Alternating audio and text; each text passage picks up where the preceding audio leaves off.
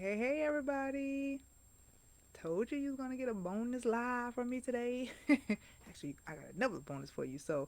Um, yeah, I just want to come live with you guys to share and start the process of our 30 days of going live. And so, like I said, because of my schedule and my rest days and things of that nature, I wanted to honor myself. I'm going to kind of talk about that in just a second. Because the topic that is, you know, that is going to be present right now. So I'm just sharing this out.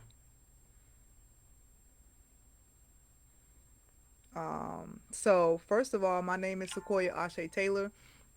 I'm the CEO and founder of Ashe Wellness. And what I do is that I help stressed out women who are attempting to find balance to establish and maintain healing habits so they can be healthy and happy.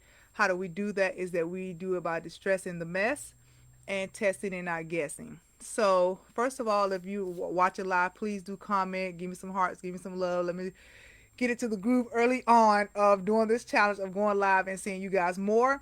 If you're watching the replay, put hashtag replay. And if you are thinking this information is valuable, then please do hit the hashtag. Hit the share. Hit that share button and share with your network of friends and family as well. So thank you so much for tuning in. Um, I will say that because we're doing the whole challenge, if you engage and say hey and all that kind of stuff, I promise you this month, like I said, is going to be Nurturing November. So people are going to win like prizes from me. They're going to win products from some of my plethora of friends who are willing to send prizes and share this month. So make sure when you see these lives, do not just keep scrolling by or not clicking so that somebody doesn't know that you joined. You want to go ahead and say, hey, you want to interact and engage because you may be one of those people that we pull for engaging and sharing and liking and commenting that you win like free scans and wellness scans and like I said products and prizes and things of that nature. So you definitely want to make sure that you're engaging with us this month as that is all a part of our Nurturing November. So the topic for this one, as you saw, it said that it was like work life balance and like stress and release and things of that nature. So the prompt for this is the prompt. It says, "This is what happened when my work life balance fell apart, and this is how I fixed it." Once again, this is what happened when my work life balance fell apart, and this is how I fixed it. I get asked all the time about work life balance, especially now that we have been dealing with COVID and like since spring break of last year. See, saying like it's 2021 already. Of spring break of this year, which was March of this year, my kids have not set foot in school. So they finished the rest of the school year at home.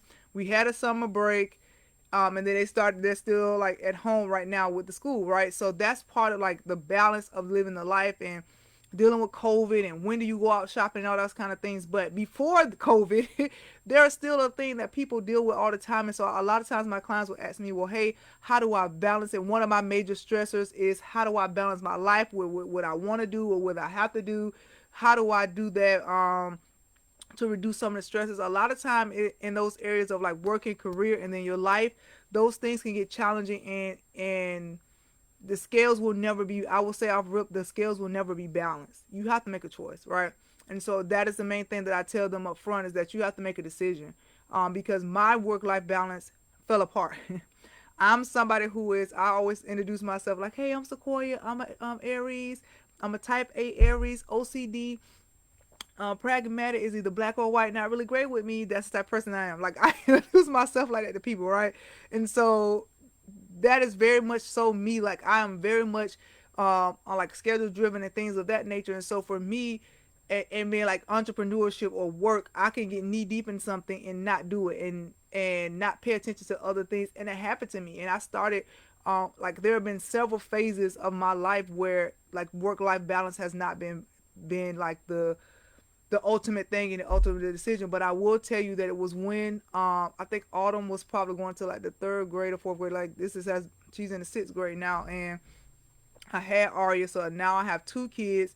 I have, at this point, I'm like, okay, I'm gonna go PRN when I was still working in the hospital. I'm gonna do my business more full time, and that was in that 2015 2016 realm. In 2016 April, on my birthday, is when we officially launched like Asha Wellness in that spectrum, right? And so I was going through the part of the stresses of having a new baby, going PRN, working like some nights and certain days. Had a kid that was in I think like the third grade or fourth grade. This it gets foggy sometimes. When I had her, so it couldn't be third or fourth grade. She was in the kindergarten when I had Arya, but Arya she was going older, so we had already did this process of going to school, and she switched. So my sister moved to Alaska, so that was one of my um like safety nets of like helping, and we would take it like she would have the kids for some days, taking them to school, doing that, and I would have the kids some days doing that. And so that was like my one of my safety nets and one of my like support systems in that way, right? And so not saying that we were like crushed, but it was just like so much easier. We didn't live far apart, we was able to do that. And so work life balance was a little bit different. Yes, at that time I still was married and everything, so it was a little bit different, but it became more difficult. And the reason why I can pinpoint and tell you why is because one day I picked up Autumn from school, and she was like, "Mama, you always on your phone. You never talk to me. You never have time to say anything about me. You always on your phone. Every time I see you, you on your phone. You always on your phone, Mama." And I'm like, "What?" And at first I started to get upset, but then I had to take that time to reflect and say, "Hey, she's right. Every time that she gets in the car, I'm on the phone. Every time that she's doing something, like when she wants to come ask my homework, so I was doing something on the phone, I was on a computer, I was doing something on the laptop, because it was so important for me to branch my business and launch my business and do those things and work when I needed to work and have those type of stuff and be on such these schedules and things of that nature. That she was right when in her view as a child, every time she saw me, I was doing something like not that was work related, or a device was in my hand, whether I was on the laptop or on the phone. She was right. That was the life that she was seeing me do. And also during that time, like it was very, I felt like I was very stressed. Like hindsight looking back, I would say that's when my work life balance started to fall apart. Start going through stuff like separation, and it caused, I started seeing stuff like relationships. My relationship started falling. My relationship with her was suffering. I didn't even know it, because like she said, she finally said it that day. I guess she must have been frustrated and wanted to tell me something. But my relationship was failing with her because it wasn't up to par, and she was seeing things and doing things and thinking things that may not been true. Then I had her little sister, and so was I nurturing. In the first couple of years when Aria was born, I had her on the hip. And so yes, I was like, I'm that parent. I'm the parent that's going to the school. I'm the one with her little sister on my hip, and everybody knew Aria. So now she goes there as the school. They know her because we were that parent. I was the parent that would knock on the door and is looking through the window, and they're like, "Oh, there go your mama." You never know, right? And so that's what I felt like I was trading. I was like, okay, I'm gonna trade this for this, but then it wasn't all the way that way, right? And so it's always this thing about it. I started to feel like that was the tightest I've ever been in my life. I had Aria in January, and in October I had a whole like iron crisis. Almost needed, like, he was almost going over there like where people were having to do like dialysis and stuff. Like it was serious, and I'm going to talk about that as one. I promise this month. That was one of those changing moments, as they call cross points and stuff, that made me think about it. And so I was very stressed out. I definitely was going through adrenal fatigue, even if I didn't know exactly like all about that at the time. I definitely was dealing with stuff with my adrenals, fatigue, stressed out. I was like, when I say hormones were everywhere, fatigue. I was having like anxiety. Um, the brain fog was definitely there. I was like, okay, here, if it wasn't on the schedule, like I'm a very paper person still with my calendar. And so I was like, okay, I need to make, if it's not written on that paper, on the sticky notes, I live by the sticky note. If it wasn't on my calendar, the written paper on like calendar where my hand actually wrote it, I would forget. It was things like that. And so like it was hindering my sleep, and I'm sure at that time my blood sugar was done. Of course it was affecting like my blood sugars and stuff like that, because it was affecting my iron. And so it was just like on that physical thing. And then you know what, the thing that kills me the most is that I allow my relationships with that, but it also my physical being.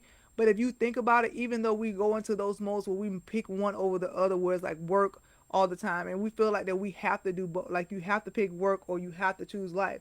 And so to be honest with you, during that time, because I was choosing certain stuff, I lost money. Like, so if you want to say like what is something else that what happens when my work life balance, like it failed, and what I had to do to start picking it up, I actually lost money during that time, because it was certain stuff that I was like, I can't do this, I can't balance this, or and I was stressed out, and because I was stressed out, I was tired and I was fatigued, and I'm like, just whatever. So maybe when I was supposed to be going to a networking event, or maybe when I was supposed to be invited here, or maybe when I was invited to speak or do something else, or I could have been doing more pushing, like I thought I was doing stuff, but I was doing busy work, right?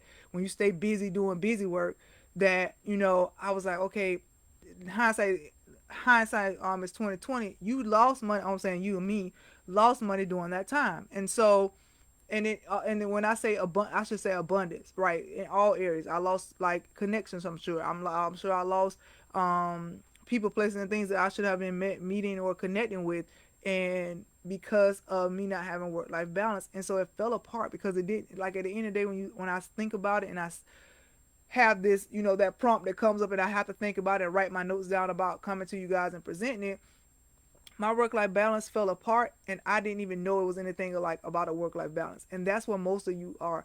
When you talk about being stressed and you say what areas of that, it's like, hey, I work a 9 to 5. I want to be an entrepreneur, or I want to be a 9 to 5, but my kids are in every sport, everything, every doing everything, right? Or I gotta go from here. I feel like the bus driver in the morning, and I'm going like you always doing something. I'm always running. I hear clients all the time saying, "Man, I'm always doing something."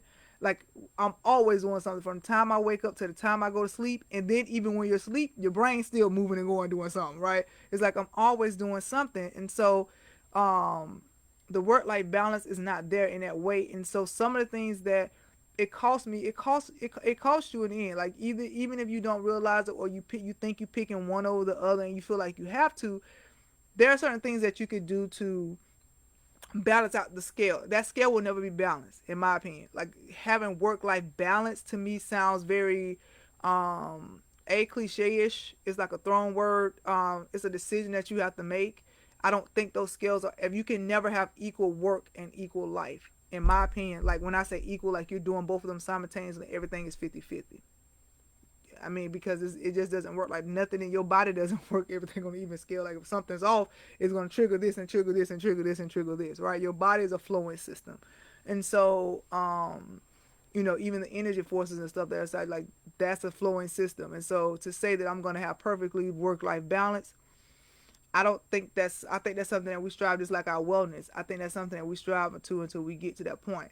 But I will say that there are certain things that I had to make decisions about to reduce the stress with that, because when you don't have work life balance, it's definitely a stressor on the body. It's like a outside stressor that definitely affects you on the inside if you're not careful. So I came up with 5 things um, that I had to just start doing to help fix the work life balance. And the first thing is I created a schedule and I stuck to it.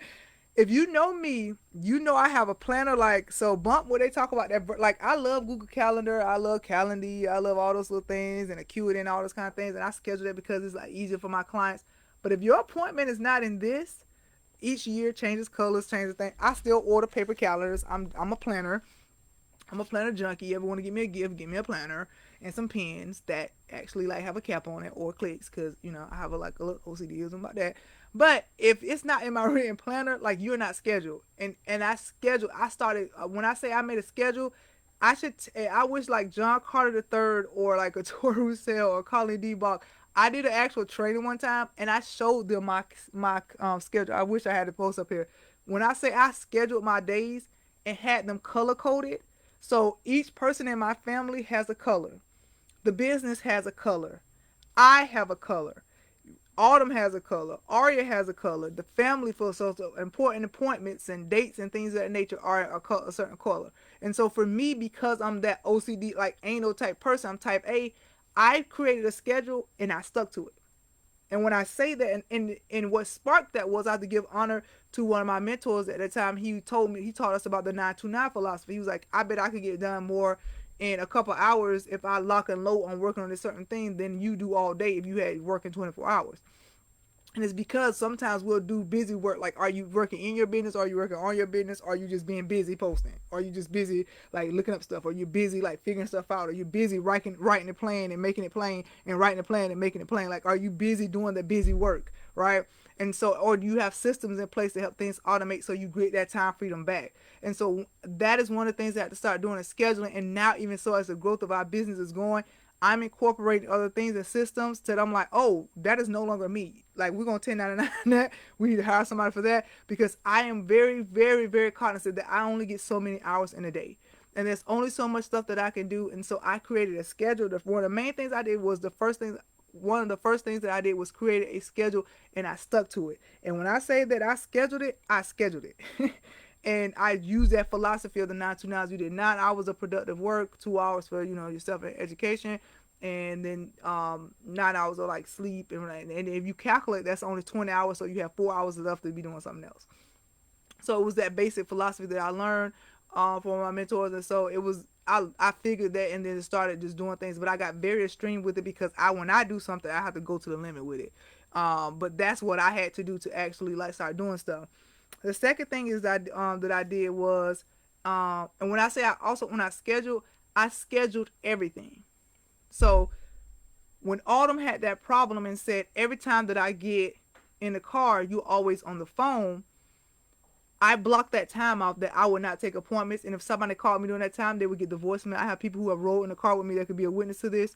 That when my kids started, I set up routines so that when they got into the car, the first thing was like, I remember one time I was hoarse, and I posted about this on Facebook. Aria was like in K3, and she got in the car and I was hoarse. And so as soon as I went and got her sister, she was like, "Hey, how was your day? And what happened?" And this is the whole routine that I usually do with them. She did because she had got used to me doing it. And so I started blocking out time for everything and everyone that I needed to. And so like when they got into the car, the routine was that if you call me for business, your priority, your crisis does not dictate for me to move any differently. And so, like from that time, I think it was like from 4 to 5 or 5 to 6, depending on what the day was. You could not reach me via phone. I was not checking emails. I was not like on my phone when they got in the car. It was all about them. So that ride going home, picking them up. Hey, individually, I had time with them. Hey, what was going on? Certain days I would pick the youngest one up first. Certain days I pick the oldest one up, depending if I was coming from the office or from home. And so each one of them a couple times a week got a long time by themselves, but I was able to talk to them and build that relationship with them. And so that was the thing when I said I scheduled in the time. The second thing was when I say schedule time, I scheduled me time. That was the second thing. And so the reason why I made this separate as a separate point is because yes, you schedule the world. And with the work-life balance, the main thing is that the common denominator in any of those situations in all 8 areas of wellness, you are the common denominator. You are the common denominator. And so without me, this system of the Ashe gang, the Ashe gang and the Taylor girls and all that actually folds. I'm the common denominator here. And so I had to start making time where I schedule time for myself. I have clients or I have people who are post and say, "Hey, I don't have time to have me time to have a quiet shower because it is." Listen, I schedule like my bath time. Like y'all see me sometimes, like, I had a hot bath and had my wine and cheese. People know this about me now because they know it. That when it's my wine time, dark chocolate jalapeno Havarti and my red wine, like don't bother me. My kids know if they're here. Usually now I do it because they go away and I'm able to do it more of the weekends. But I started scheduling time. If I do one during the week and they hit, I'm like, don't. Unless you're bleeding, a bone is broken, or something is like danger, do not disturb me. And that's what you have to do. You have to schedule time for yourself. I also started doing like the date me. I started setting date nights for myself, right? To help with to have that where I'm like, okay, if you could go on a date with your boo, you can go on a date with your kids, you go out with your friends, and go get your hair. Like set the date time for yourself. Set the time aside that you have a date with yourself. If you have to get all pretty and get all dressed up and get your makeup on and you can take a bath and get all freshened up and all that, if that's what you have to do to have a date night with yourself, do it. Do it, right? Because schedule that time for yourself. I also have quiet hours that I will schedule. Another thing that I started doing, and you see me more doing it now, is the drop and give me tens. So there are certain periods of the day, especially if I feel and this is going into when I talk with my class about stress management, and we have a stress management plan. I will do like if I have moments where I've like had a client that was kind of like a higher energy, had to absorb like a lot of stuff, or like if the kids like with the class and the teacher and all that, I'm like, okay, I need to stop and give me 10, and I'll go and listen to my meditation music. I'll get mindful, I'll get present, and I'll take a couple minutes to listen to music and get back present in the moment and zen. Those little things like that are very important when you talk about work-life balance, because even when the stuff is stressful, you still have to be able to pull away and say, do those things. Now, are you able to do them all the time? Maybe not. If you're at work, you may have to be like, okay, in between this call, between this next person that called in, I'm going to take a couple minutes and just get myself together. Even the thought process of sending that energy out and doing the affirmation of getting yourself centered and present and calling those things back to you being centered and being a priority and that yourself matters it doesn't take a lot. It doesn't have to be 55 minutes. It doesn't have to be an hour, right? And you sometimes people have to start small, and things of that nature. But you definitely have to schedule the time out for yourself. The third one was that I set boundaries. I came up early on like with older men teaching me the game in the industry, and my mom was in the industry, so I like in the insurance and the mortgage industry since I was a kid. So my mom was an entrepreneur and started living those type of things. And I learned from like some of the men that we would be around and stuff. I went to events with them. I've been like, when you talking about going to events and stuff like Autumn and Autumn did, I did that. Me and my sister did that when we were little.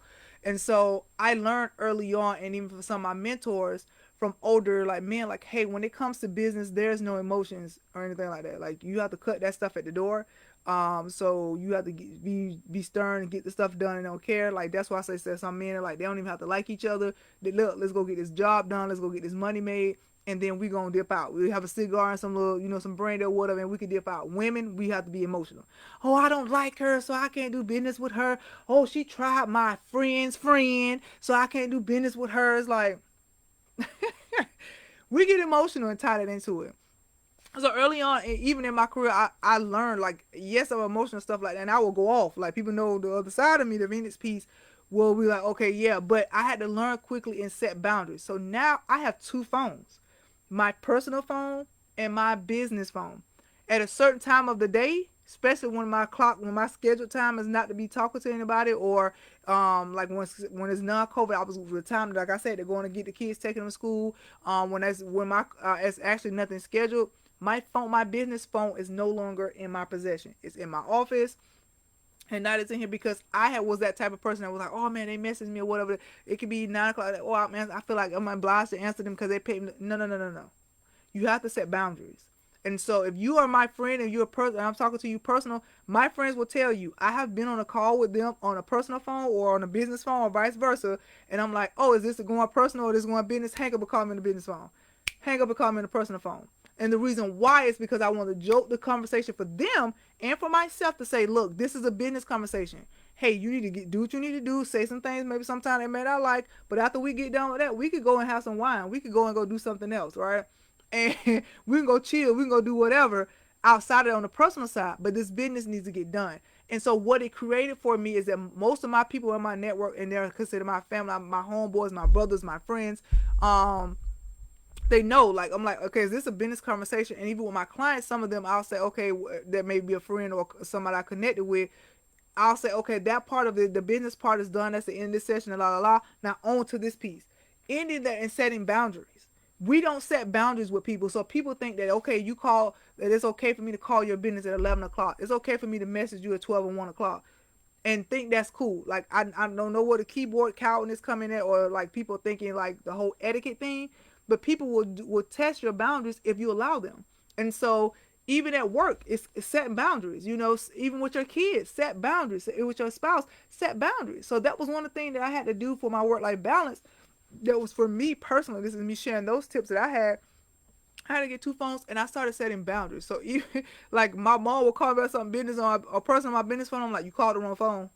Like, hang up and call me. Like, I do that because I want to set the tone for them that there's a boundary set. And no, that's not being mean. No, it's not being hateful. But okay, this phone is for this. And if you call this phone after a certain period of time, after office hours, that phone is already put up. So you gonna be mad. So if you really want to talk to me on something personal, you should have been calling me on my personal phone, right? And then so those things, I think that was an easier way for me to like break that up and like set the tone and start doing it. And I don't have any kickback from it. People think it's funny. And most of the time I will connect with somebody on business. So there are plethora and plenty of people who have my business number that have no clue that I have a personal phone number. They think that's the way to reach me because you're not personal to me. You're a client, or this is something dealing with business or a contract or something like that. So I don't need to talk to you on a personal basis. You don't need to be able to call me after that office hour. And so and setting the boundaries, I had to set office hours. I had to set the preliminary, like, okay, just because you email me and it's 5:50 and my office hours that day ended at 5, it's a wrap, boo. That's the next day. You call me at 9 on a Monday morning, that's an admin day unless we made some type of special arrangement. That's a wrap, boo. You're going to catch me after 1 on my admin day. And setting that up. So setting boundaries for yourself. When you set that schedule, that allows you to be able to set the boundaries. And you have to be not being nasty about it. It's not like, oh, don't call my phone. You calling me? No, it's, hey, just so you know, FYI, I know you may not be aware, but if you call me between this time and this time, I'm not going to be available. That's just office stuff. And most people are like, oh, okay, cool, because you call your doctor and they say if this off after office hours and it's an emergency, hang up and call 911. Most people, or they have to leave a message and the person on call calls them back, or they go to the next day. So set boundaries, right? Set boundaries for yourself. The fourth thing I learned was to say no, and that no is a complete sentence. The ability to tell people no, because guess what? When it's you and you ask for help, most of the time the people who are scared or don't like saying no, when they barely ask other people for stuff. And so when you ask other people, they'll be like, no, I'm not gonna be able to do it. No, that's not in my wheelhouse. I'm not gonna be able to do it this week, right? So the ability to say no. The book that I read that changed my life on that was the Best Yes. And it's actually based off of Christian principles. It was by Lisa Turkis, where she was talking about those different things in the ministry and stuff like that. And she was saying that the best yes, sometimes the best yes you can give is a no. Changed my whole paradigm. Was one of my, I think it was 2017 or 2018 when I made my list of top books that I had read. It was like the top set, the one or two. Changed my whole mindset on it. The best yes that you could give somebody sometimes is a no. Because if I can give my 100%, you ask me about something, I'm going to talk about this in my next live more in depth about give it. You can't give all. Like, you picking up stuff and you need to put it down, or you should never have picked it up at all, right? So learning the concept of saying no. No is a complete sentence. And if I feel obliged to, or if I feel like I need to, I'll give you an explanation. Other than when I look at it, I'm going to be like, I'm not going to be able to do that. The answer is no. And I'm not going to feel bad about it because I've already checked and looked. I think the best thing you want me to say is no, instead of me trying to cram on and fit you in. What kind of yes is that if I got to fit you in? What kind of yes is that if I'm taking on something else, or adding another sport, or add another activity, add another thing for this, and commitment for this, and then you're doing something with work or career, and then they want you to do this, and you got to do overtime. Like, what? That's where it starts to get cloudy, and that's where the stress comes from. And then you look, okay, I don't really have a schedule because this day may be this, and this day may be that. It's just crazy, right? So learning to say no. Yeah, the word no is a complete sentence. Nothing before and nothing after. You don't have to say no, or no because no. Period, exclamation point, not a question. Just saying. The fifth thing that I did to start helping me to fix my work-life balance is I started using certain products. Now, people know me since 2015, 2016. I'm an essential oil junkie. So I use products a lot of times to help with the stressors of the work-life balance. Let me be clear about that. I didn't just do that. They were like, oh, let me clear my work-life balance for that. And so I started using certain products such as like essential oils, CBD. Get y'all late on that CBD game if you ain't on it. Using stuff like homeopathy, like flower essences, some herbal different remedies. And so I started using certain products that would allow me to let my body go into homeostasis and know what being zen was, being calm was, being relaxed was, so that I'm not always on a level 10 all the time, right? And living there, right? Or crashing and being at 0 or 1 and be like, okay, I'm just so tired and so fatigued, I can't even do it, right? So to help me with that, I started using certain products that allow me to like know that it was not like it was okay for me not to do that. And another thing that I did was the bonus. So those are the 5 things. And the bonus I starred was because I decided which was more important, time or money. Time or money. Freedom, peace, or stress. I had to make that decision. I had to make the decision to say, I have to do the art of acceptance that I talk about all the time. So when we talk about this, it's not like, we just quoting what we said. Actually living the art of acceptance, giving myself grace, and then deciding what was important. Because most of the time when you're doing the work, you're working because you want money. You're doing entrepreneurship. The main definition for entrepreneurship is to take a risk for financial gain. So you're doing it for money, right? But at some point, yes, money is great, money is good, and everything else. But which one is you're going to make the determining factor to say which one is more important? Is my time freedom? Is my peace of mind? Is my relationships, are my relationships more important than chasing that money right now? Now, there are times, like I'm in one right now, that we all about this money because we have financial goals and we will do certain stuff. So I will tweak certain things, or cut back here, or give myself grace, but it's only for short bursts of time. It's only for short bursts of time where I'm going to go balls to the wall and go all out. Other than that, I had to make the decision that, my time freedom is more important. Me being able to say, like, when I give my vision board and say what I want to do is, I'm on the beach sipping my ties.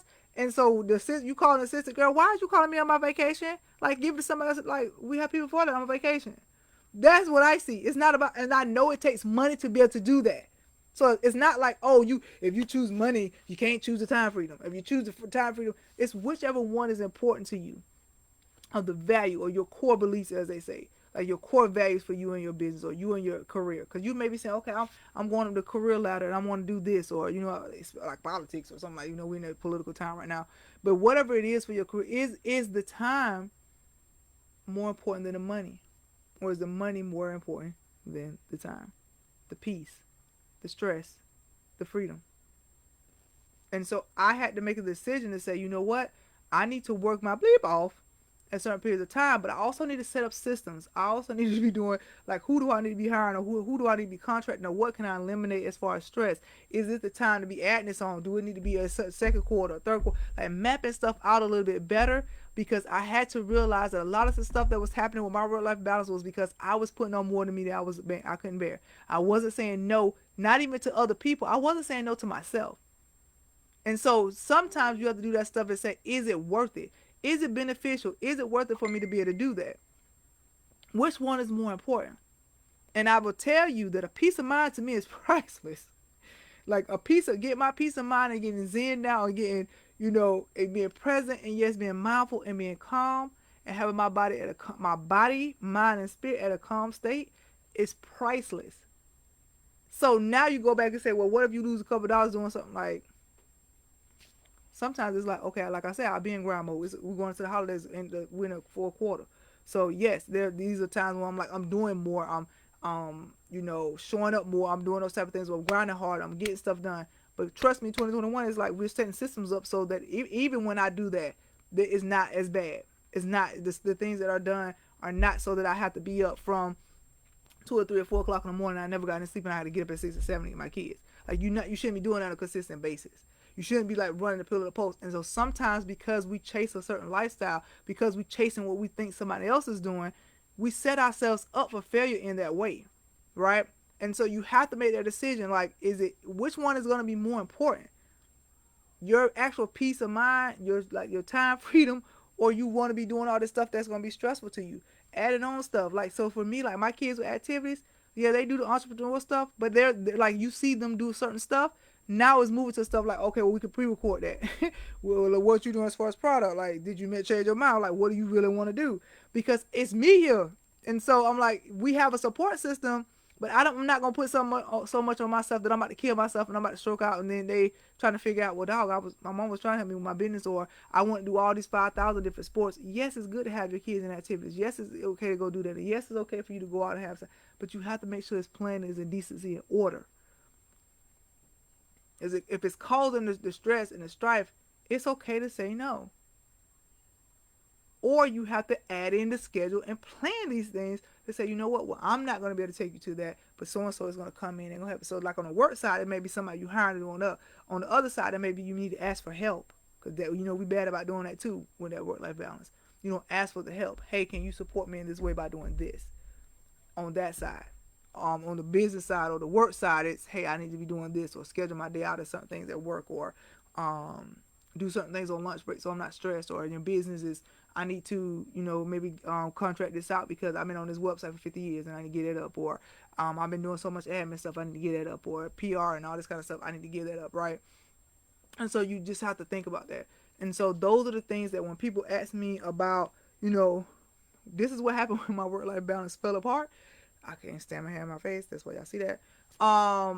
But what happened when my like where I feel like I can remember. See how that brain fog, you don't even remember stuff.